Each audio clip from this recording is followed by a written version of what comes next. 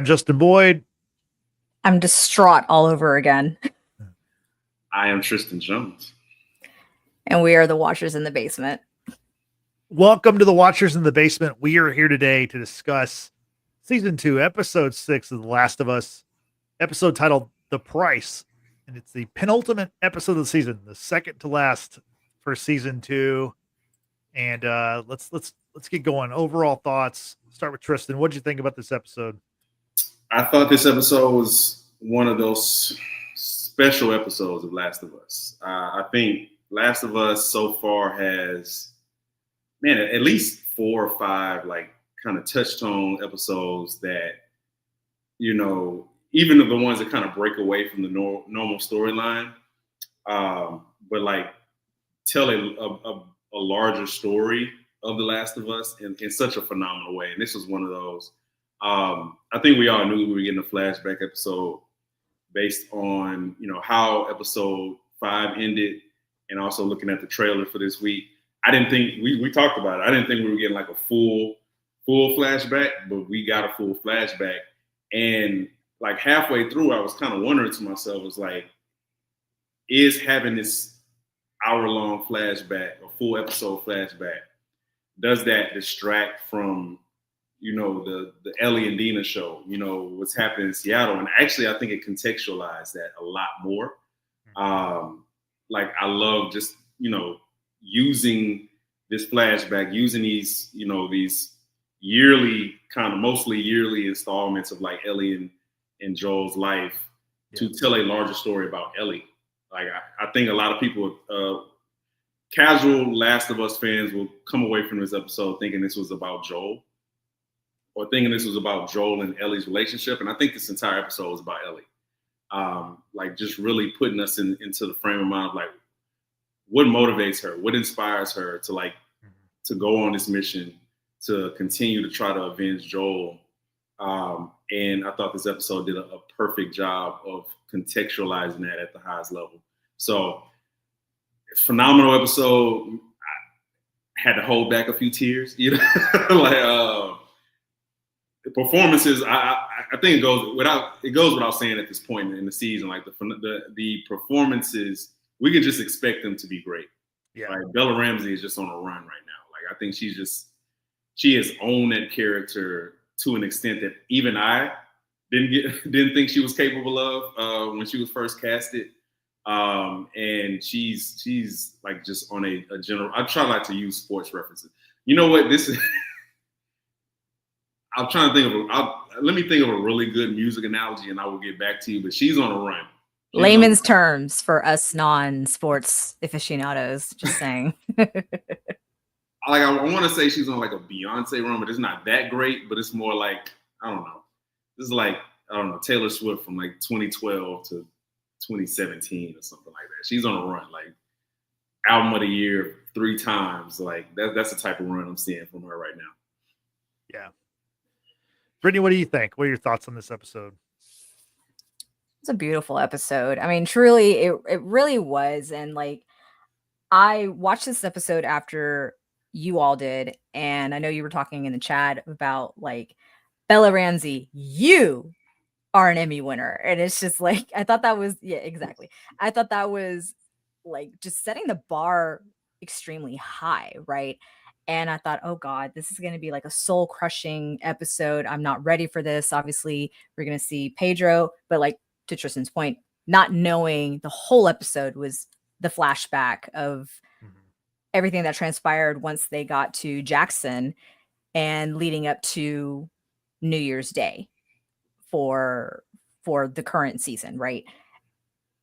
And I wasn't as emotional as I maybe thought I could have been, or maybe it's just state of mind that I was in at that moment. But the part that really got me was what would end up being the final conversation Joel and Ellie would have. And that actually like broke me. I was rewatching the episode on my phone, preparing for the pod, and I'm like, damn it, because he loves you, you bratty ass jerk. Like, I was just, I'm gonna get emotional again, but I'll tell you, these two put on a workshop, a masterful class of acting, and I am distraught all over once again that we're not going to get this duo, the chemistry that they share on screen as like surrogate father, surrogate daughter, and I it breaks my heart truly, the story that we were told, though, to understand over a period of years how their relationship began to deteriorate. And it seemed fine, if you will, in the beginning, after the events of Salt Lake City when they arrive in Jackson and what have you. But the first 2 years seemed to be okay. The Sweet 16 year, my God, like, can I have that at 36? I mean, I just turned 36, but I need a Joel out there to like recreate that whole sort of birthday for myself. Like, please, thank you. That was beautiful. And then, of course, so all the teenage stuff at once, huh? And it's like, damn, damn.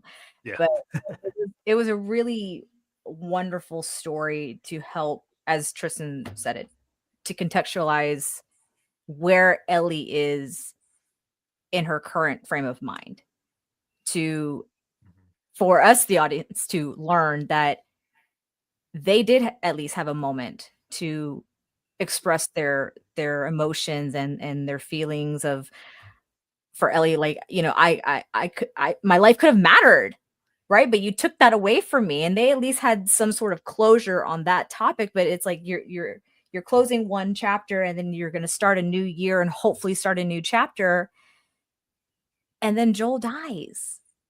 How fucking depressing is this? The next day. He does. Yeah, the next day. Exactly. Yeah. Yeah. God damn it. To me, this episode like perfectly bridged the gap between season 1, season 2. It like the placement of it was superb.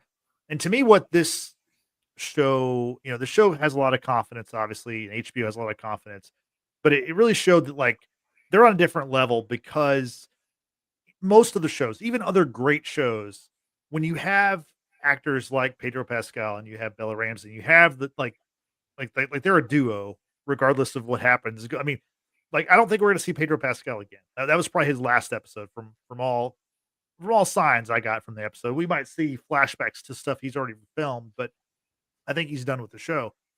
And I think that, you know, watching last night's episode, if I were a producer, I think most people, if they were watching this, they'd go, man, like it's really tempting to like, can we drag this out? Can we milk this? Can we make this the Joel and Bella, you know, can we make this the Joel and Bella show for a couple of seasons? Like it doesn't have to be so short, right?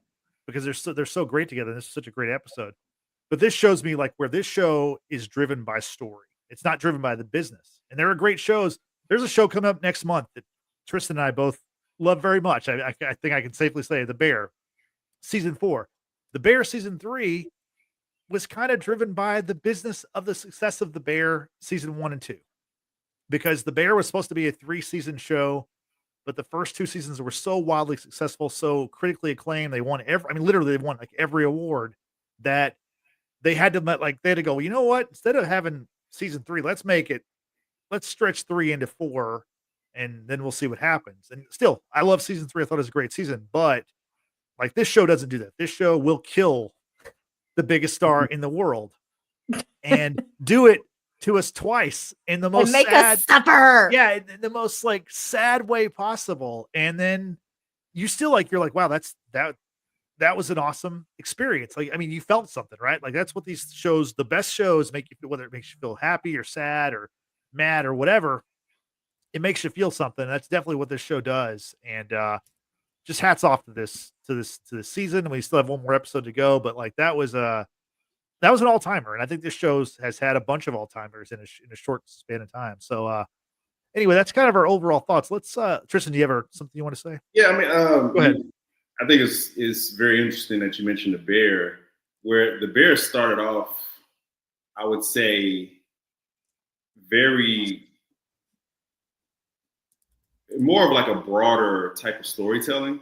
Yeah. Like obviously we know about Carmi and, you know, Sid and Michael, right. Like we know about these characters, but like season 3 really season 2 was the beginning, but like season 2 and 3, you start to see like a more narrow, like just kind of narrowing on specific characters. Hey, like this character that, you know, Tina, like let's dive into Tina, see it. Let's dive into her relationship with her father and like her past failures and yada yada. Like I feel like Last of Us is kind of doing the opposite, right? It starts off very narrow, Joel, Ellie, right? Very clear. We got to get from point A to point B.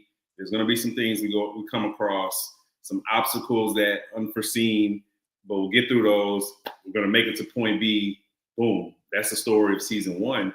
And they broadened it out more to like tell this larger story about the world, right? Like this new world, like and the different factions that have come from that. Like this is the Last of Us, and the us keeps changing, right? Us could be the Seraphites, it could be the wolves, it could be this smaller section of the wolves who have this mission. Like it's telling so many stories, but they're all woven together, right? And it's just like I said, the focus is the story, and I have to continue to point out, like the source material is so concise but rich at the same time. Like that, I think Neil Druckmann, Craig Mazin, especially Craig Mazin, like he's a fanboy of the game more than I am. But like, there's a need to honor the source material so much, and honor it so much that I love that they take extra care to see, okay, which part of the story from the game can we like add on to? Like, can we plus this out a little bit more? Yeah. And I feel like it's just a perfect marriage of this gaming source material that you have this expert television writer, right? And these other expert television writers and directors. Yeah. So like, how can we ground this story a lot more to make it better for TV while also honoring the source material? And it's a very delicate balance. You know, it's a big tightrope, but they're walking it, and they're walking it almost to perfection. And I could not be more prouder of this show. Like, I'm very proud of when the show goes off. I'm like, man, I'm really proud that I hyped this shit up. Good job. But I feel like they're just executing at a high level. And at a certain point, we just have to stop talking about the execution because it's a given. Whereas so many shows, like you said, once they get this big, the execution drops because you just have so many masters that you have to serve, and they only serve the story. And I love that so much. Yeah, no doubt about that. And you know, you talk about the source material, the creator of the source material, Neil Druckmann, he directed this episode. So obviously, you know the importance of the episode when the game creator is the one at the helm of the episode. And to start off the episode, speaking of what Tristan was saying, I don't believe that in the game they explore Joel's childhood, or at least his father. But that's where we start off in this episode, Brittany, with the scene where we meet Joel's dad. He's a police officer, Javier Miller, and he's played by Tony Dalton, who we're very familiar with recently. He was in Hawkeye, and he of course was in Daredevil Born Again briefly.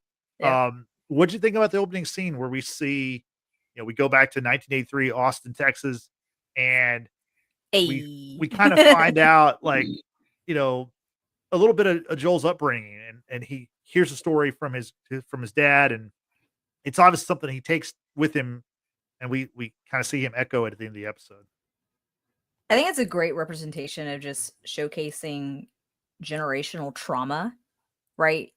And especially within Hispanic households, there is that very machismo way of thinking, and how the best way to deal with discipline is to hit your kids, right? And a lot of the times it's taken way too far, as with the example that Joel's father explains, how he stole a piece of candy once. He was made to take it back, apologize, and before they could get out of the car to walk into their home, Joel's grandfather smacked the shit, or really punched the shit out of Joel's father as a child. I think punches were thrown. I think that's what was intimated. Yeah, thank you. I was trying to get there, but punches him so hard that he breaks his jaw. His mouth has to be wired shut for 2 months, and it's embarrassing. But the justification, I'm sure, if you were to ask the grandfather, is, well, you embarrassed me and my family name by stealing. and you got caught, and that's a bigger offense than anything, right? And it's really sad, because unfortunately that's just how life was growing up, right? It didn't have the resources or tools to try and cope with disciplining your children in a different fashion, because all that parents could do was learn from their parents and then hopefully do a little better, which is ultimately the message that Joel's father was trying to share with him, that, yeah, I've hit you. Yeah, I've hit Tommy, but nothing like what my father did to me. He goes, and I just hope that I'm doing a little better than him. And so taking away that story, and for Joel, who was already deemed as a protector, especially for his brother, he was willing to take the heat for whatever it was that Tommy had done. Tommy, who was afraid of getting the belt, justifiably understandable. But Joel's like, no, I'm going to take it, basically. And, he chose to straight up lie to his father to take the heat. And his father's like, I already know. Like, I already know. Why are you covering for him? It's like, you're not going to hit him. You're not going to hurt him. And I love that about Joel as a character, because it further illustrates him as an adult when we see him with his own daughter, see him with Ellie, of course, all the way up to the very end. And I think that was a great way to help us, the audience, understand who Joel is and how he is trying to be better than his father. And we see that further illustrated through every year of Ellie's birthday, how choices she made, he could have easily flown off the handle, struck her, but he chose not to. And you mentioned it, like, this is about lineage. Like, not only is Joel passing down to Sarah, to Ellie, so much of what he's learned from his father and like these experiences, but like he's literally like the watch, like you notice, like when Joel's father puts his hand on his shoulder, like we see the watch, the same watch that Joel will continue to wear, that he'll, break, and then Sarah will get fixed, that, he'll wear that, now Ellie's wearing it, and we're at least in possession of it. Like, that symbolizes like the lineage of things and just being passed down. It's like, what do you pass down to your kids, right? Do you pass down like the sense of justice, the sense of like Joel, like just wanting to protect other people who, you're responsible for, who are weaker than you. You passing down this generational trauma, or you passing down like these violent habits that you use to solve problems. And like all these things are being passed down in this lineage. And we see it. And I think what was interesting to me about this scene was that Joel's father, Javier, he recognized, I think he came in with a determined, motivation to hit Tommy or to hit Joel. Somebody was getting hit. Right. I think he definitely recognized that what Joel was doing. He recognized off top that he was lying for his brother, horribly, by the way.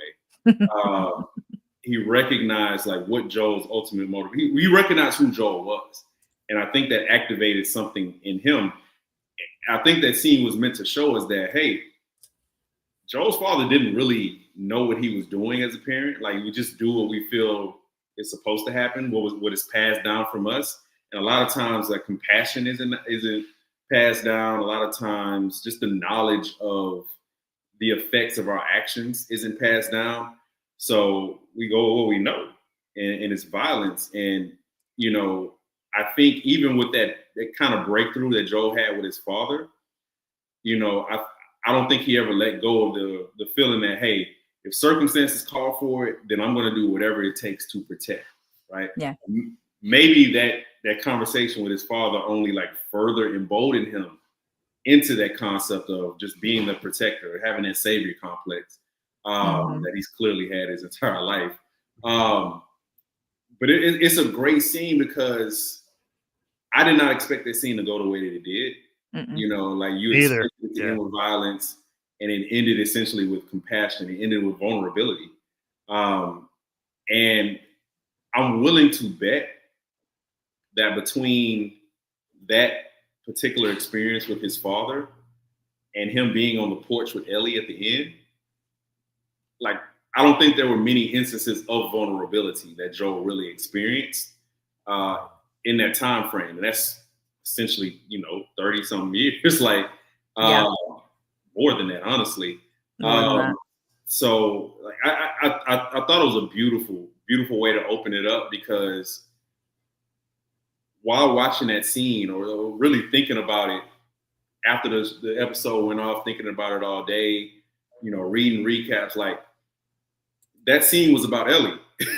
Like that scene, kind of foreshadowed obviously that Ellie is watching Joel and she's picking up on some things that are already within her. And like a lot of the things that she sees in Joel only exacerbate her own nature. It's not like she's like necessarily learning these things from Joel, but it's like she's learning how to sharpen these things. She's learning how to take control when need be. She's learning how to step in and like really sacrifice yourself for others like Joel did. But like having that scene there, like further contextualizes, like I'm gonna say that word a lot. It's just further contextualizing who Ellie is, the relationship that her and Joel had, and like obviously like why does Joel do the things that he does? Why is he so quick to like sacrificing the greater good, for like one person?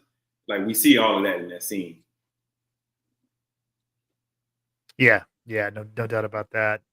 It's a great way to start. It's also like, once again, a show where, like Tony Dalton, you drop him in there for a 5-minute scene and he kills it. Just the show just knows how to, like, obviously great casting, but obviously you're going to get the best people that want to be a part of this show to do like a 5-minute scene. So, really good start to the episode. And then we get into the happier. Sorry.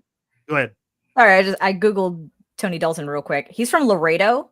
I saw that too. Yeah. That's what's up. Okay. He's legit too. We got Pedro Pascal, who was born in Chile, but raised in San Antonio. And you get Tony Dalton. Cause I was a little like confused. I'm like, is he like culturally ambiguous? Kind of like Oscar Isaac? Like he can play, different ethnicities, but no, he's legit. He's Mexican-American. All right. Viva la raza. Yeah. All right. Sorry. Continue. No, it's okay. No, from that flashback, we move ahead years and years in the story. We get to Ellie's 15th birthday, and this begins the birthday flashbacks. And I like how Joel, he's trying to get a birthday cake for Ellie, kind of last minute, and he makes a trade with Seth. He uses some Legos that he found to trade. I thought that was a funny thing to do. Trades for Legos for a birthday cake, and also he gets a bone of some sort. I'm not sure if it's a human bone or an animal bone of some sort that he uses to Joel says they have a lot of it. So... Yeah, to create a homemade guitar for her. Thought that was really great. The cake says "Happy Birthday, Eli," because Seth couldn't spell Ellie, or he ran out of space or whatever. And then Joel's like, I hope he bakes better than he spells. And we see Ellie just going in with a handful of cake, not waiting for a knife and a fork or anything like that. Really, really cool stuff. Brittany, what'd you think about the 15th birthday scene? And we'll talk about the guitar stuff and the music, but what'd you think about the birthday cake and the surprise and everything? I love the gesture, just because the beginning stages of Joel and Ellie when they first met, it was very rough, right? It was very rough. There wasn't anything to celebrate ever. Mm-hmm. And just for time to slow down, for them to just appreciate life and the little things such as birthdays, because in a post-apocalyptic world, that's probably the furthest thing from anyone's mind. The foremost I'm trying to think without saying the word thing, but the most concerning part of their life at this point is just survival. So birthday cakes and gifts and things of that nature just take a back seat, but they've settled into their home in Jackson, and Joel is given a second chance to be a father and to do the things that a father would want to do for their child.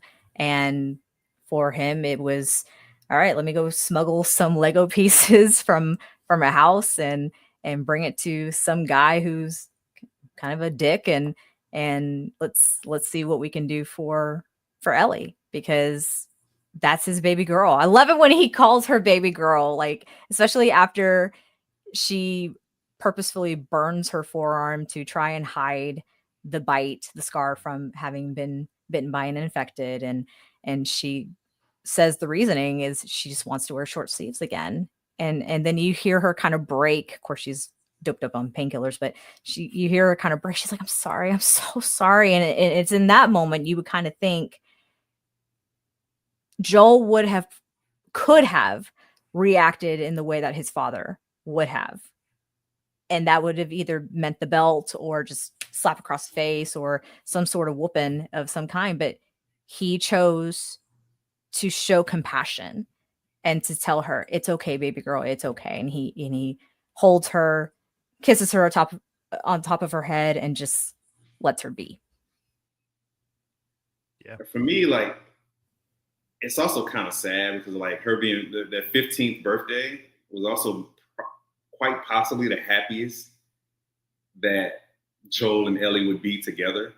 Because, every successive year, obviously she gets older, she gets, a lot more of the teenage angst, but she also like starts to question more things, as teenagers tend to do. You tend to notice more things, become more perceptive of this godlike figure that you live with, that you exalt and you put on this pedestal, and they get knocked down a peg every single year, essentially every month, which I'm noticing in my household.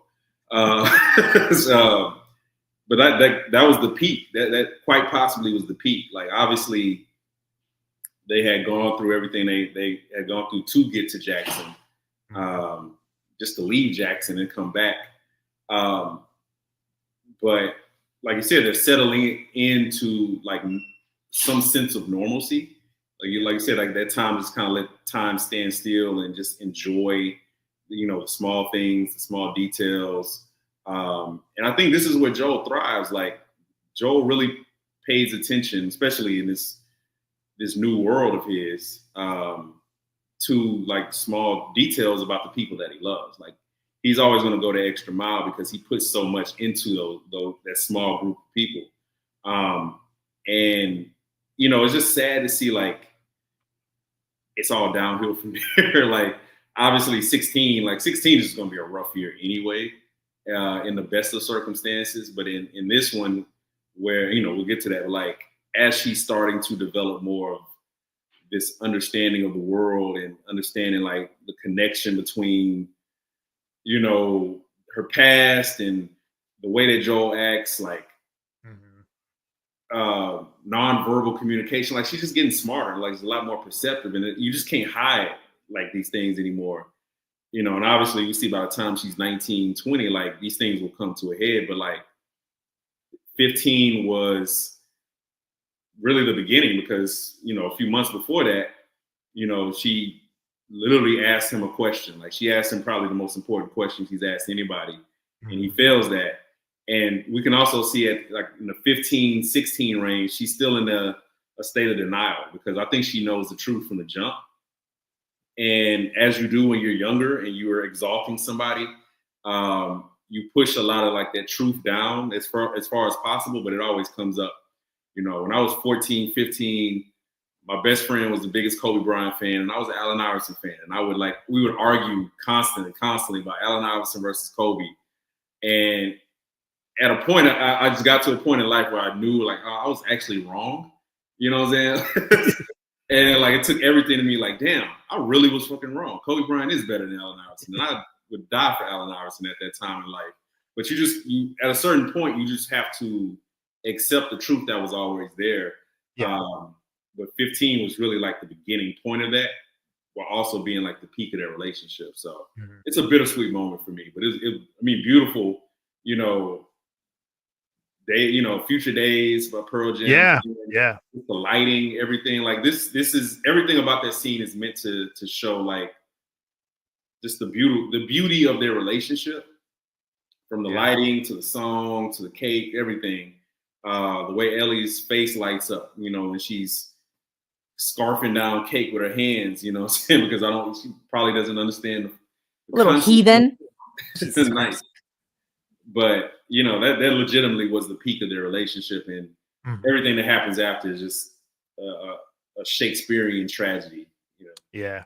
I'm just glad when she had the cake in her hand, she didn't take the guitar that he handmade for her. Like, I kept looking like, man, please wipe your fingers off. Yeah, yes. He spent all this time making this like beautiful guitar. Of course, he calls it a guitar jokingly, and yeah, like you said, plays part of Future Days, the Pearl Jam song, which I recommend if you've never heard the full song, which we haven't heard the full song on the show yet, but if you haven't, check it out. In fact, a few weeks ago, Pearl Jam actually dropped a special new lyric video, like 5 minutes after the Last of Us episode aired. So they definitely know that this show is driving people to their YouTube channel and to their Spotify and Apple Music, all that good stuff. But definitely check that song out when you get a chance. And even Joel's version, which was, he doesn't claim to be a singer, and Pedro Pascal is not a singer, but did a very good job with that song, and it's a great song. But going from the 15th birthday to the 16th birthday, Brittany, let's talk about this one, because Joel, he gave her at 15, surprise cake, beautiful guitar, but for 16, he really pulled out all the stops and took her on an adventure. And I'll let you take it away. Talk about what Joel did for her. What did you think about, the museum and the dinosaur and the space capsule and all of it? I mean, allowing her to just guess and just be a kid, right? Enjoy the time together, just walking to what would be part one of a lot of parts of her birthday surprise. And just seeing their interaction, like Tristan's saying, at 15, I would argue 16, that's like the happiest that they would have ever been with each other, right? Given everything that they endured. And for her to walk upon the T-Rex covered in nature, right? Nature has taken over because obviously there's no one there to keep up with anything. But she's like, oh my God, it is a dinosaur, and just, channels her inner child. I mean, honestly, I think we arguably would all do the same and try to climb that thing, because why not? And for her to get to experience all the things that she has an interest in, right? This shows how attentive Joel has been in her life, right? Yeah. Everything that she has talked about, like just letting her with her punny jokes and all these things. Like he obviously loves her, right? He loves her. He went out of his way to make the best damn 16th birthday party that she will ever have.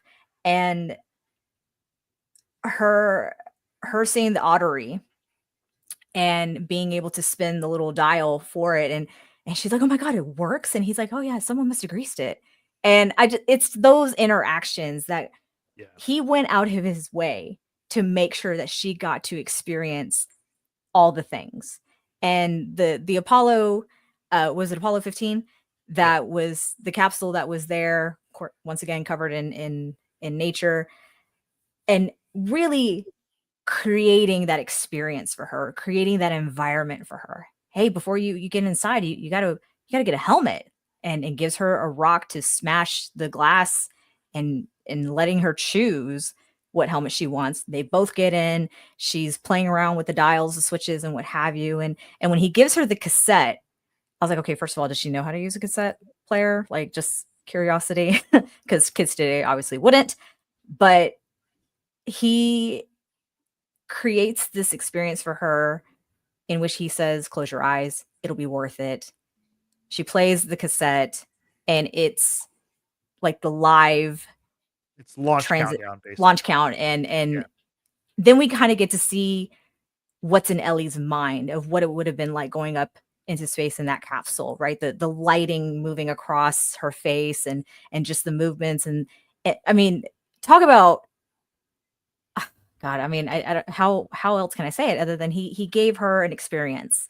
And when he looks at her and he goes, did I do okay? And I'm like, oh my God.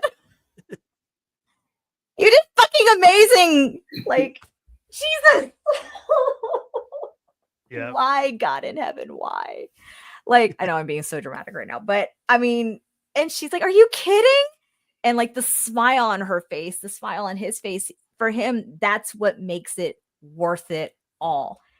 The planning, the struggles, whatever he had to do in order to get that cassette, in order to create that experience for her, is so beautiful. It's so wonderful.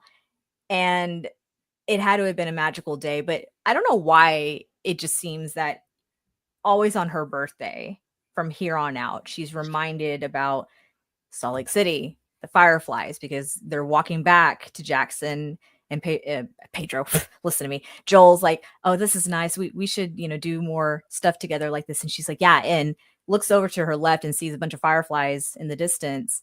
And that kind of is like the catalyst of what will slowly begin to deteriorate their relationship in the next year on her birthday. Yeah. I was waiting to bring that up. But before that, like this spaceship scene it occurs obviously in the second game as a flashback, and it's one of the, again, like I say it a lot, but it's one of the more iconic like scenes in the game. But also, like, you could tell, going back to like him talking about like greasing the wheel, like you can tell that Joel really went through some stuff to do that for Ellie. Like, I think it's intimated, especially in the game, but like that he had to clear out a lot of infected by himself to like make that happen. So again, like we're seeing him grow into as a father, right? Like the thing that's so tragic about it is their relationship can't really fully go as far as it can be because there's this lie that's kind of like anchoring them down. And there's so many things that, again, somebody as perceptive as Ellie, it could be the slightest thing. It could be a facial tick. It could be like, obviously she's going to like really put everything together about Joel and the Salt Lake City lie. And it doesn't take like concrete evidence to do it. Like it's what she notices in him and the way that he acts, the way he talks, the way he says certain things, the way he promises. But like those fireflies, that's such a subtle way. Like that's such a beautiful way because it goes unspoken. Like we see her, looking at something catches her and stops her in her tracks. And, eventually she catches up to Joel and then you see the camera pan over to those fireflies. And it's just a subtle reminder, like, of the thing that she's trying to like tamp down in her soul. It's like there's so many signs that just like force it to come back up, right? And I just thought it was like a beautiful, subtle way to like connect, like the reason why we're doing this flashback, right? We're not just doing this flashback to like tell you about Joel and Ellie's blossoming, relationship as essentially a surrogate father and daughter. Like, we're not doing this to like show you how Joel grew up. It's to show you how Ellie has eventually grown up herself to like learn the things that she needs to know, like to perceive the things she needs to know about Joel, this person that she loves so much and worships so much in a lot of ways. It's not even just the deteriorating of their relationship, it's the deterioration of her looking at him as this godlike figure in her life. And there's so many signs that like point her towards that. But it's just masterful storytelling again. And a beautiful execution on one of the most beautiful parts of Last of Us Part 2, the game. So I love that. Like, just they mirrored it perfectly. Like essentially his gift to her is her imagination, right? Because you grow up post-apocalyptic, space, dinosaurs, right. Planes, all these things are like myths. Like these are like legends. Like, what do you mean? Like you can go in the air, really? If she doesn't like physically see these things, she sees a plane in season 1. It's like, damn, like people used to actually like go up there. Right? Like it's you can't even fathom that. So I thought the execution of that was a 10 out of 10.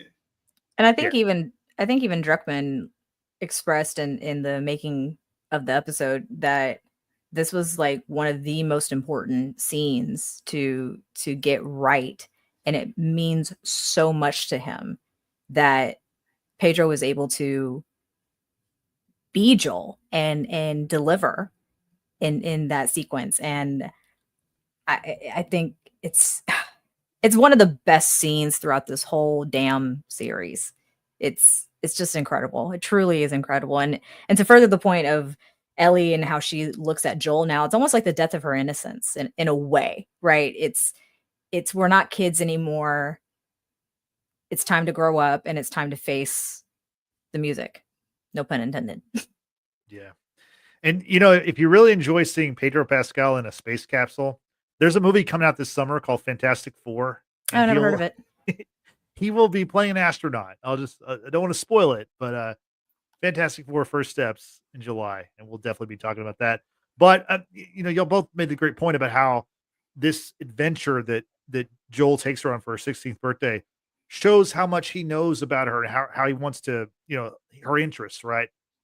But we also find it along the way that he doesn't really know much about her as a person, or especially her sexuality, because he thinks that like, oh, you've been spending a lot of time with Jesse, and she's like, well, yeah, he's going to train me, or he can train me, and he's like, oh, I see, like, I see how you look at him. I see, look at him. I've got a keen eye for that. And she's like, yeah, I don't think you do. Let him down easy. That was so cute. And I thought that was so great because the next birthday, the 17th birthday, just a transition, Joel has a birthday cake. This time he had time to get the chocolate cake. This time he had time to get Ellie's full name on the cake. And he gonna surprise her. And he's the one who gets the biggest surprise because he walks in on her with Kat, who we knew from episode 1 or 2. And they're in Ellie's bedroom, and they're not all their clothing is on. They're doing tattoos and using drugs. And so it was like I think it's such a great part where it's like he didn't really know her as well as he thought he did. Tristan, what was your interpretation of that scene? Well, the first one is, well, as a father, like you're gonna learn about like barging into a room. That's not what you want to do. Like that's not the power trip. That's not where you want to exercise that power. But even when you hear whispering and giggling and just no nonsense, okay. Not what you want. I don't have kids, so I rely on you and your expertise. It's not what you want. But again, it like I looked at it as like this broader concept of like the us part, right? Obviously, they've been in Jackson for some years, and like they're part of this larger community. But in that house, this is the us. Yeah. And as a parent, like the thing that you worry about is like somebody penetrating the us, like not literally penetrating, like just the metaphorical penetration of like the us, like somebody bursting that bubble and, making their way in. And like anybody that comes in there is a threat to that bubble that you live in as a part of like this smaller us. And like, that's the first thing that like, that's really the first thing I think that sets Joel off, because he's a natural protector. And like, again, anybody who comes into that house, anybody who disrupts that bubble, that peace that he feels, that he thinks that he's kind of deluded himself into thinking is there, is just a natural threat to him. And then which comes the next threat is just the lack of information, like the finding out about things, like the tattoo, finding out that she's sexuality wise, she's not leaning in the way that you automatically assume, because even though we're in a post-apocalyptic world, we talked about this with Dina and like her mother, like a lot of these pre-apocalyptic things continue to make their way into this new world. Just even a subtle homophobia, like it is going to make its way there because you're just conditioned to think a certain way based on where you're from, how you grew up, the environment, so on and so forth. So he's learning. The irony is he's learning things about her at the same time that she's learning more things about him. You're like, that she's again able to just perceive certain things about him without him having to say it. And I do give Joel some credit that it didn't take him too long to like kind of adjust his way of thinking, I guess. Mostly because Ellie just kind of hits him with it full on. But yeah, like that's a traumatizing thing. Like, this is not the little girl that you tracked across the country, and you saved her life. She saved your life. You built this bond. You built this new us in this community. Like, he didn't really get to go through that with Sarah, right? I think Sarah's early high school in 2003, once everything breaks off. She's definitely in high school. Like, she's maybe like a freshman, I think. Yeah, like a freshman in high school. So her development ended at 14, essentially 14, 15 years old. Yeah. He didn't get to see like the next year. That next year was going to be hell, brother. Like, you just don't know it yet. So he missed that part. And he spent so much time like mourning the loss of seeing Sarah grow and see her grow in a world that, she could be, safe or semi-safe and grow in. And now he's experiencing this with Ellie in this completely different type of world, but it's the same type of danger. It's the same type of things as a father, even not as a real father, especially not as a real father, quote unquote, that, you're still going to have to deal with those things. You have a teenage girl in your house. You have a teenager in your house just in general. Like, these are things that you just can't avoid. And it's so funny that he missed out on it with Sarah, but like, it's hitting him tenfold with Ellie in this, again, this post-apocalyptic but semi-civilized community that they're in. Yeah. And Brittany, this is where the relationship between Joel and Ellie really goes sideways. And she wants to move. She wants to move out. I mean, she wants to move her mattress to the garage that night, and he stops her. But he does decide that, hey, maybe it's not a bad idea. You have your own space. What'd you think about the scene and what it leads to? Obviously, I think it was a healthy way of dealing with something that's very awkward and uncomfortable for both of them, because I would imagine even in 2003, when Sarah was still alive, that the idea of having a child who was bisexual or gay or what have you, that's still not something that a lot of parents would be very accepting towards. And so when she tells him it wasn't sex and it wasn't a fucking experiment, he's like, you don't know what you're saying. He goes, well, we'll discuss this later when you're yourself. And it's like, she is herself. Like, she's known that much. Yes, she may be young, and yes, she may be naive to some things, but she knows that part of herself. And it's just a part that Joel has yet to acknowledge and let alone want to accept. However, for him to once again not lash out physically or even verbal abuse, right? It shows tremendous growth of the household that he came from, and him not wanting to be like his father, and took the words to heart about maybe you'll be a little better when you have your own. And I think this was a really great example of that. And he's going to give Ellie what she wants within reason, right? It's not going to be in that moment. You need to be patient, because we clearly know that Ellie lacks patience. He said, there's no water, there's no gas. Give me a few days. I'll get it set up, and then you can move in there. And she's like, okay. Like, they don't argue. They don't fight about it. It's just, it's a conversation. And it's so strange. Even in a post-apocalyptic world, it just seems very bizarre that two people could have a conversation such as that and come out not killing each other. But it's just a great example of how someone can break generational trauma and do better and be better. But I think in hindsight for Joel, he would have regretted allowing her to move out, because then it eventually led to them no longer having dinners together or just being in the same room together. I mean, it really would begin to go sideways after she moved out. But I think it's fair to also say that it was also accelerating there anyway. Sure. I do give Joel credit for knowing Ellie enough to know that this was not a fight that he was going to win either way. You know, like Yeah.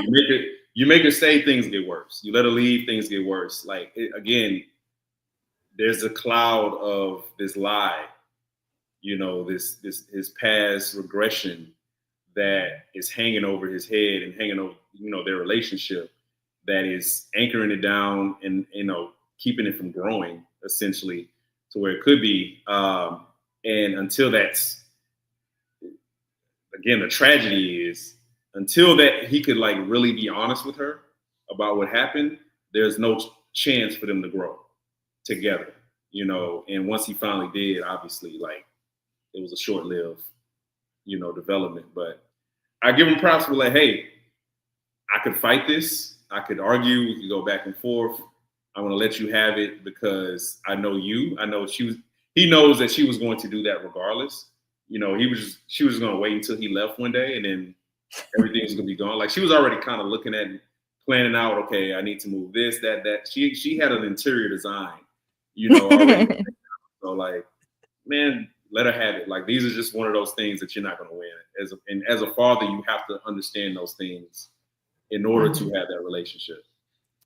But then for him to show interest in her having gotten a tattoo, right? Like he busted her not only having relations with a female, she was smoking pot, she was getting a tattoo done, and he makes the comment of like all the teenage things at once, right? And when they're having that conversation where she's, you know, they're putting the mattress back on the bed, he asked to see her tattoo, and he's like, you know, it is really nice. And he goes, but what's with the moth, right? He's again showing interest in her interests and trying to understand her as a human being. And she's very vague about it. She's just like, oh, it's something that I read in a dream book or something or other, and is not ready to reveal the symbolism behind what the moth is, especially for her, right? She has moths everywhere in her room. Joel etched it onto the guitar, the neck of the guitar. And that leads Joel to inquire about said moth with Gail. As she's having breakfast, I'm like, rude. Like, let her enjoy her book and her food. I mean, come on. A book about post-apocalyptic world. Exactly. Exactly. Well, I didn't even notice what the book was. I should have noticed that. Yeah, I forgot the title, but yeah, it's about essentially a post-apocalyptic world. Oh wow. Mm-hmm. Everything in Last of Us means something. Yeah. Like everything. Including the moth. Especially the moth. Yeah, But we oh, go ahead. Go ahead. No, you go ahead. I was just gonna say we learned that the moth is not representation of growth and change as Joel thinks. No, he learns from Gail that the stupid doctors were the ones who studied dreams, apparently. But she is well versed as well, and says no, moths represent death. And she's like, why? And Joel has like this very, very hardened look on his face, gets up, walks away, and she's like, the hell, you know, as you do. Yeah. And now that they have kind of their separate space, I think you're kind of led to believe that there's not a ton of communication between the two. It's probably seven. There's some, but not like it was. And so we skip from her 17th birthday. We skip over her 18th birthday and we move ahead to her 19th birthday, where her surprise gift for her 19th birthday is she's finally going to get to go on patrol with Joel. It's going to be her first time going on patrol. And this is where we meet Eugene. This has been a character we've been wondering about since episode 1, when we got that story was kind of put out there. And this is where Joel really makes a crucial mistake. Brittany, you want to walk us through what happens, and we'll talk about kind of. I have a question for everybody about the Eugene situation, but what'd you think about how the setup for what we see is, you know, the biggest part of this episode? Allowing Ellie to go on patrol has been her big ask, right? She's been asking that since she was 16, and he agreed.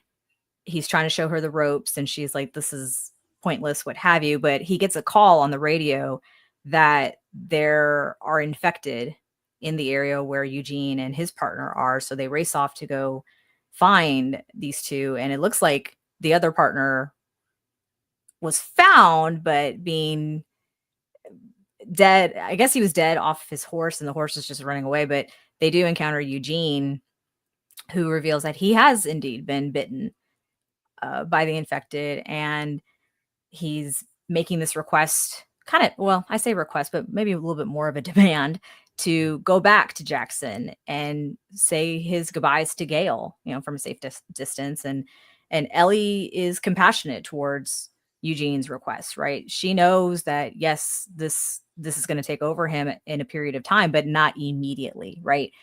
She has him do the test of stick your arm out, count to 10 slowly. Yeah. And he does. And she's like, he has time. Like, let's let him see his fucking wife. And Joel, who's like, no, there's protocol. We can't take him back. He's ready to like kill Eugene in that moment. But because of Ellie, he ultimately lies to her and says, go get the horses down the trail. We'll follow you. And Ellie hesitates, and Joel looks at her and says, I promise. And she kind of like does this sharp nod, but takes off running. I think knowing that he lied and she needed to move quickly in order to be able to get back in time to hopefully save Eugene. But Joel will lead Eugene away from the trail to a very beautiful spot somewhere in Wyoming to ultimately shoot Eugene in the head. Joey Pants. Yeah, Joey Pants. Joe Pantoliano. Yeah. Well, shout out to Joey Pants. Again, another 5 minutes off the bench here from a close to an A-lister, I guess. But just a great actor, just coming in and just doing the job at a high-ass level. Man, like, again, they talked about it. They talked about it after the show. They talked about it in the official show podcast about how, like, they were trying to figure out, like, how does, like, they know that Ellie knows. Like, we know that Ellie knows the whole way. Yeah. Ellie completely knows what he did in Salt Lake. She knows that he's lying. He lied to her then. But like, how do you get proof of that without tangible evidence? And for her, it's these perceptions that she's continued to pick up on over the course of these years. Like, these birthdays are not just to show, again, their relationship, the deterioration, but it's like she's learning him. She's learning more about the world. She's learning about everything around her, and it's like personalities and all the things that she needs to know in order to move on after Joel's death. Like, these necessary lessons. Or to take over for Joel, if he does not die.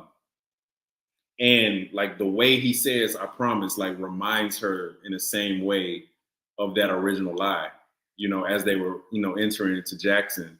And that's all she needs. And it's a double betrayal, right? Because it confirms what she already knows. And it tells her, I think, in my head at least, like, there's a lack of respect there. And of course, anytime somebody lies to you in your face, there's a lack of respect, right? Like, they're not respecting your agency in being able to, like, understand and, like, to take the truth. Like, he could have just told her, hey, these are the rules. Yeah. Joel's a protector, and obviously his number one priority in life is to protect Ellie, but like, he also has his need to protect the community around him, the people that depend on him, and the people that, like, really care about him at this point in life. Like, he's a beloved figure, 4 years in Jackson, an integral figure into, like, their daily life. So like, he has a need to protect them as well. Like, he could have just said that. Like, I think he would have been better off doing it and her being mad about him essentially pushing her out of that decision than just completely lying, because again, it activates the biggest lie and the one that she's been trying her best, her holy best, to like push away and like keep locked down in his cage in her soul, and like him lying there like just completely opens up that cage. And she had been struggling so much to address this, because she had been wanting to address this. It's been sitting on her soul for so long, and Yeah. I can relate to like having something that you just want to say for so long that it consumes you, right? And you learn to like navigate daily life with that, the thing that's sitting on your soul. But that's the thing, like eventually it's either going to have to come out or it's going to eat you alive. And we see that with Ellie, like to the point where she's practicing, how to ask him these questions. Mm-hmm. But after he tells that lie, like it's over. You know what I'm saying? Like there's no more pretense for, the things that she has to get off her chest. But like, yeah, man, like she sees it on. All she has to do is to read his face and read his voice, and it takes her back to being a 14-year-old girl, wanting to believe that he wasn't lying to her in her face, but also being smart enough to know. And that's a burden, man. It's a burden. I always tell people, because people assume that I feel like I'm always right, and I tell people like sometimes I don't want to be right, but sometimes like the perception is leading me to a place to where I can't ignore how right I am about it. And I feel like that's where Ellie is. It's like, yeah, I'm definitely right. I've tried not to be right, but like, if you're gonna make me be right, I have to address this. Be humble, Tristan. Good Lord. No, I'm not always right. You're right, but when I'm right, I'm right. Right. But don't you think, like in this situation, I know Joel knows the rules and I know he wants to protect everybody. I totally get that. Mhm. But with the situation, the way it's laid out, where Ellie's tested the guy, they all know like he has about an hour to live before he, fully is taken over the cordyceps. Why wouldn't you just, like I said, have him walk ahead of them? You've got your guns on him. If he loses it, you can kill him. Like you're gonna have to kill him anyway. Like you've already gone through this song and dance with Ellie. You've promised her, like, to me, I just think it was such a crucial mistake for him then to, yeah, go get the horses and then we'll meet you, and then we'll go. And it's like, I think she probably even knew that he was going to do that. But for him, to me, it just wasn't a good move. Like obviously it's the straw that broke the camel's back, and it's much bigger than a straw, but to me, it was a fatal mistake for him to do that. Given I mean, how does Gail ever want to talk to him or deal with him ever again? Like that's the part that I guess we'll never really find out, and because of what happens in this episode, I just can't believe he made that move. It was such a brash, like rash kind of move, It was inevitably going to be a lose-lose situation, because I thought the same thing as well. Like if he was going to follow through with his promise to Ellie and say, we'll follow you, right? It's still putting Eugene in the middle between Joel and Ellie. And I think Joel, being the protector that he is, not just of Ellie, but now for the people of Jackson, right? Because he has taken on a bigger role at that time. It's a code for him, right? And sometimes it means having to make those hard decisions to protect those that you care about. Eugene was not going to come out of this, obviously. That much would have been understood. Yeah. But it's a lose-lose situation. There was no way, I feel like, it could have been spun, because even with Ellie having Eugene do the little visual test of, the handout to see if it's shaking or counting and what have you, there's still no real way of knowing how much time it would take for the cordyceps to actually take full effect, right? As he's talking to Joel, he says, "Oh, like, you become cold, the cordyceps, like once it's in you." And so to me, that was kind of like Eugene's way of saying, "Oh, it's taking effect. It's moving its way through my body, like it's killing off my body." And you still run that risk of how much time is left before he turns around on you, Joel, or he takes off running after Ellie. And it's a damn if you do, damn if you don't. There's no real good option for Joel. I mean, he could have radioed ahead. There's like, to me, it's like, I mean, obviously Joel is a pillar of this community, but I believe Eugene might also be. His wife is the psychiatrist for everybody in the whole town. Like it's, I don't know. Like I feel like there was just a better way to handle that instead of like being like, you know what, the code's the code, and I've got to do whatever it takes to protect. There's at all costs, whatever it takes. And I feel like this Justin. situation, he put himself like, This is Joel Miller though. Like yeah, Joel that's true. Miller, No, you're right. because of the life that he lived prior to Jackson, it's like it's no nonsense. It's like there's a threat, you take care of the threat, right? Yeah. And yeah, it's damn if you do, damn if you don't. But like, here's the thing that Ellie, our precocious, 19-year-old, Yeah. doesn't think about. Like, yeah, there is wisdom in, okay, I'll test him just to kind of gauge how long he might have, based on these very unofficial studies on like cordyceps and like how long it takes to take shape in the body. Like, yeah, that was wise of her to do, or smart of her to do. But like the wiser thing, the thing that she's not thinking about is, in Jackson, they have these rules for a reason, right? And if you allow one person to, skirt past these rules, then you're essentially giving cover for other people to do. Like, now the next person, if their loved one or significant other is bitten, okay, can we bring them back? Like, sometimes you have to kind of like nip those things in the bud before they become like bigger.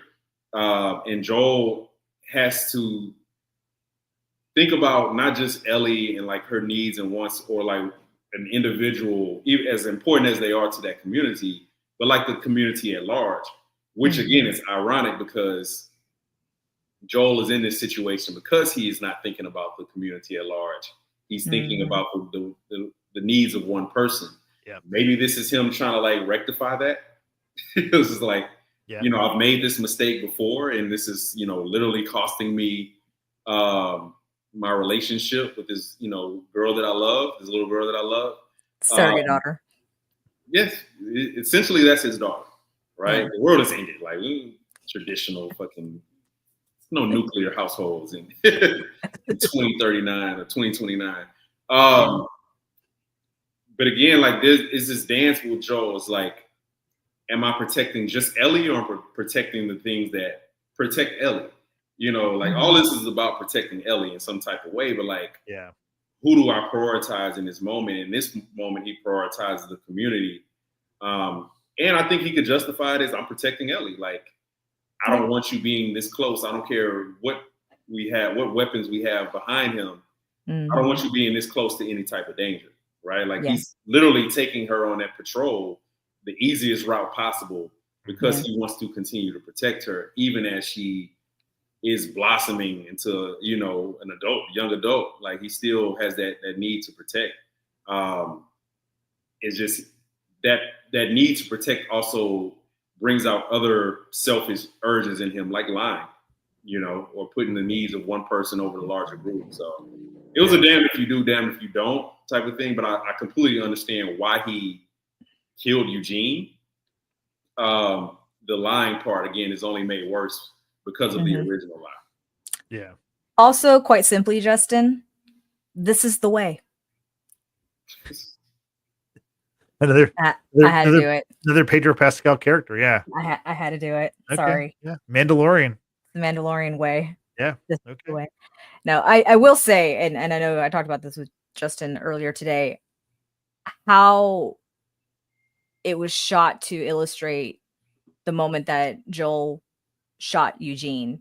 You didn't hear the sound, right? It's a wide shot of the scene with the beautiful lake and the trees and everything, and then you see the birds take off flying, and I'm like, wow, that visually stunning, absolutely stunning. But we really get the acting masterclass out of Bella from here on out, because the hardened look on her face when she is riding away with Joel, with Eugene's body dragging behind his horse, and he's briefing her on what's going to be said to Gail. We're only going to tell her what's needed. We're not going to tell her anything more. And she's just stone faced, like she is pissed.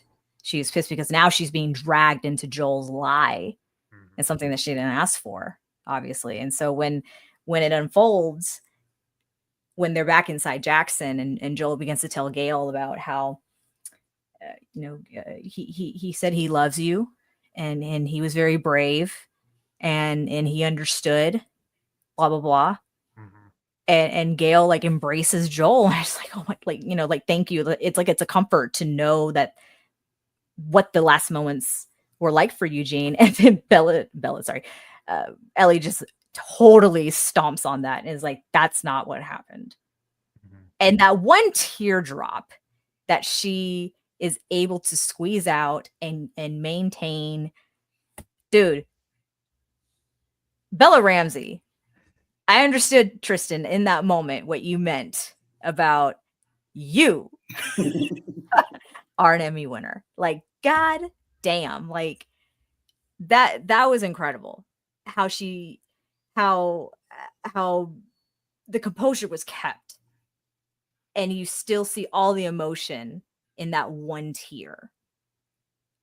And then she speaks directly to Joel and said, you swore. Mhm. Sorry, I can't say that word. It's like saying the word sword again. I grew up saying it incorrectly. Justin, you know Yeah. exactly what I'm talking about. I do, yeah. How do you say that word? Someone help. Swore? Not like you Swore. promised. She could have said you promised. No, Yeah. but she was telling Joel, you swore to me after Salt Lake City about the fireflies. That's what she was telling him. It wasn't about Eugene and the lie that he concocted. It was about the lie he told her post Salt Lake City. And I'm like, damn, this storytelling. Yeah. Tristan, I still hate you for putting me onto this show. Hate is a form of love. So not mine. That's the price. That's the price. Like as Joel said, that's the price I just have to pay. Oh my God. This sanctimonious moment. Yeah. Be humble, sir. Be humble. I do wonder about something though, because in this scene where Ellie reveals the truth to Gale and in front of Joel. Why later on we see Gale talking I believe to Tommy, telling him that Ellie's a liar.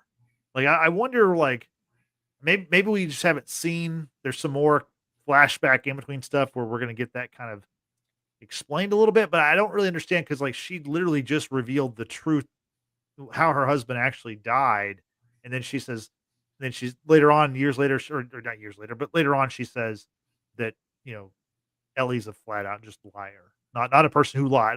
She wasn't lying; she's a liar. Well, she is. But she is. Yeah, I was just gonna say this woman who had 30 plus years experience of dealing with all sorts of people, and Ellie is gonna do and say whatever she needs to in order to get out of the fucking hospital after being there for 3 months. Right. Yeah, you can pick up on cues and manipulate to get your way. And perhaps she also learned that from Joel. Okay. I mean, I think some of it is just an avoidance of vulnerability.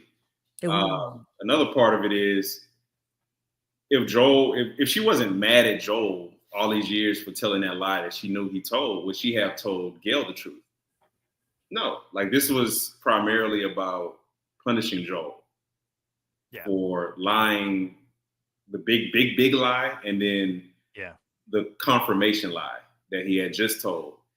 This wasn't about let me heal Gale, you know what I'm saying, or let me say this to cause her more strife. Like I don't think she meant anything malicious toward Gale, but it's like I'm punishing him, right? And otherwise, she would have lied with him. Like she would have backed up that lie had it not been like her allegiance is to Joel, which makes this more astonishing, is because she's going against Joel, and like she has completely turned away from Joel, as he, would later say, like he fears, like you're going to turn away from me because of that lie. He thinks she's turning away from him because of this past lie, this recent lie, and it's like, no, she said you swore for a reason. She's letting you know that I know that you lied. So, but ultimately, like, no, Gail is right. Like, she is alive. Like, she's capable of many things. She's capable of complete sacrifice. She's capable of bravery. She's capable of narcissism. She's all of these things. She's, at this point, she's a 19-year-old girl who has lived a life, a full life. You know what I'm saying? Like, and it's caused her to make these moral delineations based on what the situation called for in the moment. And it's always, again, she's had to protect so much, including like her heart. You know what I'm saying? And so that's going to cause you to lie a lot. Yeah. Yep. So now we jump 9 months later. We go to the New Year's Eve dance, which was the end of episode 1 of this season. And we kind of see what happened at the dance from Joel's eyes, his perspective. And we see, when Seth calls Ellie and Dina dykes, and then we see Joel go and push Seth down, and then Ellie confront Joel in front of everybody and be like, what are you doing? Like, I don't need your help, basically. And then we get to the porch scene, which I believe is obviously it's their last time they ever talk. And and I think it's probably, and I think Tristan can speak to this, it's probably a very important part of the video game as well. But Brittany, what'd you think about this scene, and where the truth is finally, like, she forces Joel to tell her the truth?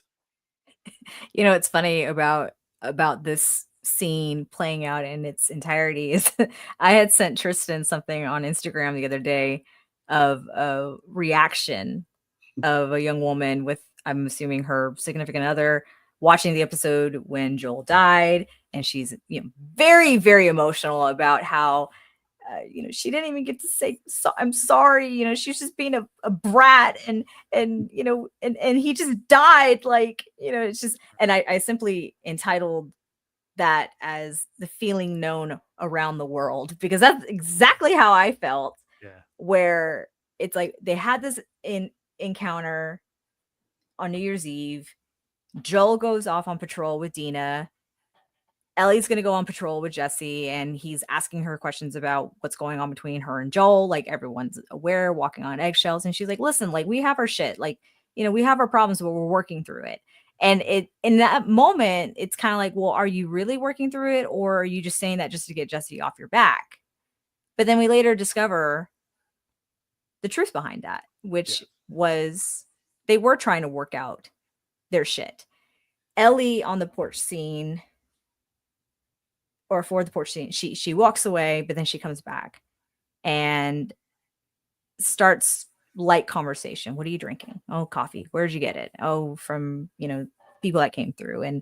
And he starts asking her about Dina and what that looks like, and then she finally gets the gumption to say, you're a fucking asshole. And she's really talking about the events after Salt Lake City, or just Salt Lake City in general, when she asked him about the fireflies, and she's like, I saw the look. It's the same look that you gave with Eugene when you said you promised. I'm going to ask you again about what happened. If you lie to me again, we're done. And so the look on her face tells Joel everything. I better not lie, because it almost seemed like at one point he wanted to, because like the way that he kind of turned his head when she asked him about what happened, it's like he contemplated it, but then he decided to nod and just say the truth of everything. All the questions that she asked, he nodded, and they're both becoming very emotional. And when she asked about could they have made a cure, and he says, he nods, but says it would have meant killing you. And she's like, she goes, then I should have died. My whole life would have had meaning. It would have had a purpose, and you took that away from me. And then she says softly, you took that from everyone. Fucking great acting in this moment from Bella Ramsey. Jesus Christ. But him saying to her, it's like, because I love you is why I didn't do it. It broke me.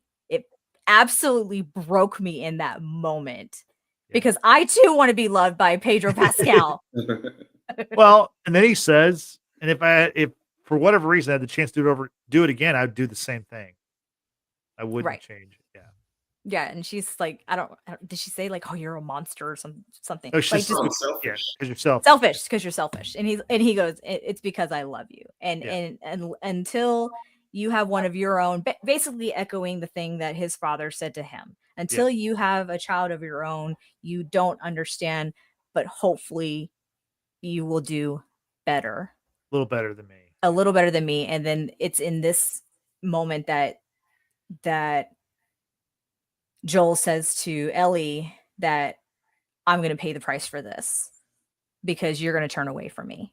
And she's like, I don't think I can forgive you for this. And you can see it like visibly crushing him, that his child virtually is not going to want to have anything to do with him ever again in that moment. But then surprises him by saying, but I think I want to try. And he looks at her in disbelief, and then end scene. Fuck! Tristan, your thoughts on how this episode ended? I mean, stop you if you heard this, but one of the most iconic parts of the game. Yeah. Like this is literally the end of the game. Oh wow! Okay. It's the last scene in the game. Yeah, man, it's real. Just going back to like the selfish part, like they're both right. Like Joel is selfish. Like the selfish thing is choosing your child over the needs of the many, and in this point, the many being like the entire world, potentially. Right. But he's right in that if you love a child, if you have the pleasure of like loving a child and like protecting that child and like that being your purpose, your reason for living, like your newfound life, after you've given up on life. I think a lot of people forget that scar on the side of his head that Ellie remarks about in season 1 was an attempted suicide. Like it's fair to like make that assumption. Like Joel had given up on life until Ellie became his purpose. It gave him a second shot at fatherhood, a second shot at life overall. Like she's everything to him. There is no other option. My wife and I were watching, what was this? Yeah, episode 2 when Joel dies, but when the bloater is going towards Maria and Tommy just kind of instinctually starts shooting at him, like, and she like, would you do that? And I was like, unfortunately, yes. Like it's like there's an instinct in your head. It's like I honestly don't have any other option. I can't see another option. Right. Like, and that's a really stupid thing to do. Like even for the person like you love the most, like that's a really dumb thing to do. Like, and in Joel's case, that's a really evil thing to do. Like you killed everybody, like literally everybody. Marlene, and it's such an instinctual thing for him that, of course he would do the same thing. You know what? So would I. And Luna, I will murk everyone for you. Like there's nothing else. So for me, that's where like the emotion started to kind of pour out of me, because you're looking at it. Hell, I tell the kids that I work, I'm like, if a shooter walked in here, like instinctually, like I'm going to try to protect. Like I honestly don't know any other. Like it would just be a really unfortunate thing. Like damn, man. Okay, everyone, knock on wood, please. We live in Texas. This is a real thing. God forbid. Please, everyone out there, knock on wood. I mean, you knock on wood as much as you want. Like these are the realities of the life that we live. Like you just instinctually, you have to step in certain times and protect people, vulnerable people you care about, people you love, people that you're beholden to in some type of way. And that's the thing that Joel is trying to convey to her. And I think he does. I think he does a great job of persuading her, because this is where his actual truth lies.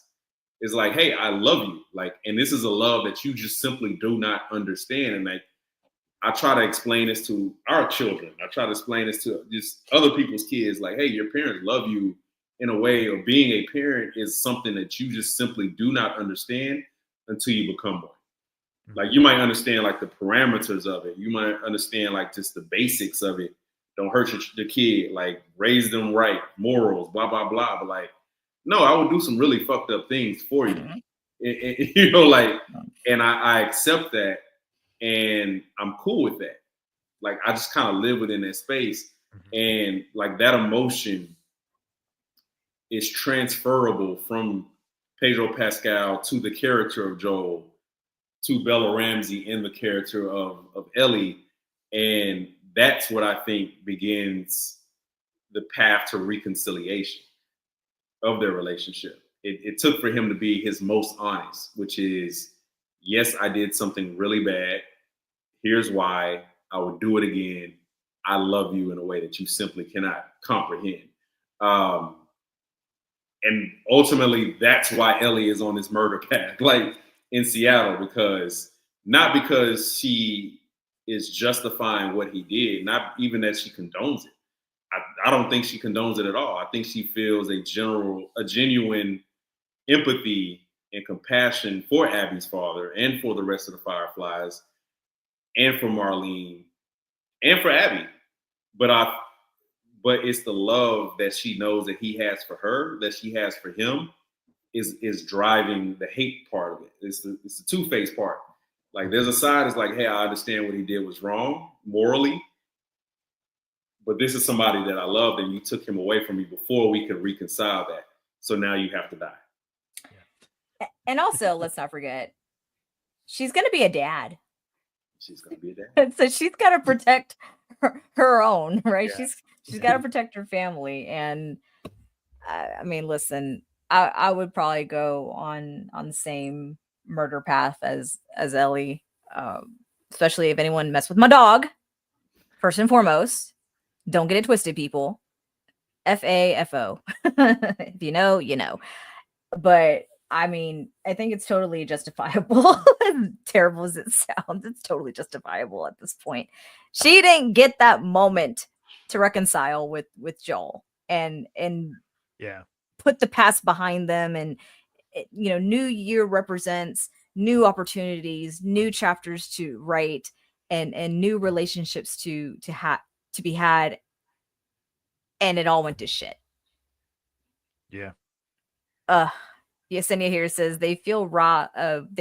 Both women, different sides of the same coin. Yeah, that's very true, and that's what makes some of the best stories here on television, right? Yeah, and that's a good setup for the last part of this episode, where we're back at the present day, and Ellie's returning to the theater. I assume she's going to meet up with Jesse and Dina there, and then that leads into the season finale, which from the 30-second teaser looks to be very action packed. I would assume we're going to see Tristan's Abby nodding. I don't like it. I would assume we're going to see Abby again, because we have not seen her since she killed Joel at the end of episode 2. We're going to see like a big ass bloater of some kind, some big boss of some kind. I'm thinking like, I have somewhat of a clue of some of the things we're going to watch, but like the order of it, because we're at this point in the game, like there's so much stuff that I feel like is going to happen, that happens in between what's going to happen in the finale, that I couldn't tell you. I could probably tell you maybe one or two things that I think will absolutely happen in the finale. Everything else is up for grabs. Like, there's so much because they've grounded so much of this for TV, rightfully so. I'm not complaining about it, because I trust them to land the plane. But like, there was one part of the trailer for next week that I saw. I was like, okay, but that happens so further from killing Nora to from what I saw in the trailer for next week, there's maybe 10 hours of gameplay like that happens in between that. So I got nothing for you on the finale, honestly. Nothing for you. Yeah, well, we're definitely looking forward to it. By the way, we're gonna do an instant reaction pod that night after it ends. So we're not sure exactly how long of an episode, whether it's gonna be an hour or maybe it'd be an hour and 15, whatever. I think that episode is gonna be long. Okay. Well, we'll try to adjust, but we're gonna go live around 9:30 Sunday night, Central Standard Time. So obviously if the episode's longer than that, we'll push it back a little bit, but we want to give you our instant reactions to the finale, much like we did for season 1. So I'm excited for that. But let's get our final thoughts on this episode before we get out of here. Brittany, what what do you take away from this episode besides obviously a brilliant performance by Pedro Pascal and Bella Ramsey? I want to take away from the fact that I'm probably never going to see Pedro again, which again, top of the show, I said I'm distraught once again. However, it was a much better send off than seeing his life be beaten out of him, and for Ellie to witness that. At least I have a happier memory to remember Joel by versus that gruesome scene. I initially was okay with not knowing what happened in the 5 years, with that 5-year jump from episode 1 to episode 2, or no, I'm sorry. And you know what I'm trying to say, end of season 1 to episode 1. I was okay with not knowing the background and everything, but for the storytelling, the visuals, and understanding the impact that Joel has made upon the city of Jackson, or the town of Jackson, and Ellie alone, the big reveal, of course, her learning the truth that she's always known, which I still maintain. It's like she knew it. She knew it at the end of season 1. So like, why is it a big deal now that, oh, you know, she knows? And it's like, well, she kind of always did, but maybe I was just reading in between the lines a little bit better than most viewers. But anyway, that's just me. I'm humble too. The acceptance of knowing. Yes, the acceptance of knowing. I don't think she wanted to believe that he did that. Right. Yeah, that's fair. That's fair enough. And now it's confirmed. It's confirmed, and further illustrates obviously her interaction with Nora in the present day, of when Nora's trying to kind of reason with her and say, do you know what he did? He did this and that. She's like, yeah, I know. I don't care. Where the fuck is Abby? So it's like, boom, bitch. But the episode, it reminded me much of the Frank episode from season 1. We just kind of needed that break from like the action and the sadness of things, and we got sadness in a different way, but it still overall was beautiful storytelling, and top 3 episode for sure. Top 3. Yeah, I'm backing that up. That's one of the best episodes of Last of Us. And I try to tell other people, like, this show is way more than like infected zombies and shootouts. Like, so much of the beauty of this show lies in just the conversations, the moments, you know, like, how do people survive? You know, how do people build community? Yeah. How do people try to rebuild some sense of normalcy if they have some type of recollection of what life was like before September 26, 2003? Like, how are all these things happening? Like, how do new conflicts happen? You know, and how do people navigate those things? Like, so much of this show is about those things, and this whole episode was about lineage. It was about understanding your loved one, you know, for good or for bad, right? In Joel's case, it's understanding like the things that Ellie is interested in and like trying to make her happy using those things. For Ellie, it's about understanding the worst parts about the person that you love and how that illuminates, you know, certain memories and certain truths about that person, right? And how does that illuminate like hurt, you know, the hurt that she feels. Mm-hmm. So much of this episode is about those things, and that's what makes it so beautiful to me, is that you learn, while learning so much about Joel, like his upbringing, you know, why he has these philosophies on protection and just savior complex, and like how these things manifest in this relationship with Ellie, and how she will take those things and manifest them in her relationship with Dina, you know, and the unborn child. Like, it's a beautiful episode of like weaving in so many different storylines into like one larger story about our ultimate main character, which is Ellie. So yeah, this is one of my top 3 to 4 episodes in this 15, 16 episodes that we've seen. Yeah.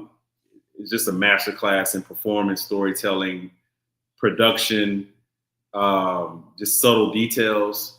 And my last thing on this episode is Last of Us continues to cash checks that I write for them. Like again, everything means something. Like then they mentioned Eugene twice. Yeah. In two separate circumstances in the season so far, and you knew, I at least I knew it was going to get paid off in some type of way, and they paid it off not just as a hey, we want to pay this off. Remember, we kept talking about Eugene. Well, this is how he died, but like to tell a larger story, like ultimately, it's serving the larger plot line of Ellie and Joel and their relationship and how it blooms and how it also deteriorates and why. And I just thought that was masterful. So. I have all faith in the world that they will land this plane like brilliantly next Sunday, and I can't wait, man. Yeah, no, I totally agree with everything you said. The one thing I want to add is all these HBO shows are really well made, and they all have these, inside the episodes or behind the scenes or whatever. But like to me, I think The Last of Us has the best. Like you can't miss their inside the episode information, just like their official podcast. I listen to that every Monday morning after the Sunday episode. Like that's the first when I wake up. That's the first thing I listen to, and it's one of those. And I listened to like Succession had one, and Game of Thrones obviously had one, and again, all this stuff was very well made and very entertaining if you love like those shows. But like to me, like The Last of Us, it's all like if you enjoy it, it's must listen, it's must watch. And for the people who played the game, obviously it's must play for the video game. So yeah, really, really exceptional show. I mean, I think it might be hyperbole to say it's the best episode of the show so far, but also like you could say that about 7 or 8 of the episodes out of the 15 or 16 or however many they've aired. So they're doing something right, and looking forward to seeing how they conclude season 2 next Sunday night. So, a reminder, we will be going live right after episode 7 of season 2 ends. So, we hope you join us. So now you know what we thought about episode 6, The Price of season 2 of The Last of Us. We want to know what you thought about it. And Brittany, what's the best way for people to let us know? Well, as always, we invite everyone to join us for the live streams, just like King B. Johnson and Yesenia did. And for those who are watching the replay, please leave your comments in the comment section down below. That way we know what you thought about the latest episode of The Last of Us. And while you're at it, go ahead and subscribe, right? We're on the road to 500 subscribers, so help make that happen. Hit the like button, hit the notification button. That way you are reminded when we go live for the instant reaction this Sunday for the finale of The Last of Us. It should be a good one. It'll probably be a late night, y'all. So, grab a snack, grab some wine, it's Memorial Day weekend, be responsible, but join us while you're doing all those things. That being said, we also invite you to follow all of our social media. All the links are in the description box down below. And lastly, of course, we have our audio podcast available to you on Spotify and Apple Podcasts. Give us a follow and give us a 5-star rating. Thank you, Brittany. Appreciate it. So for Brittany and for Tristan, I'm Justin saying thanks for watching. Thanks for listening. We will see you next time. Have a good night. Bye-bye. Precio.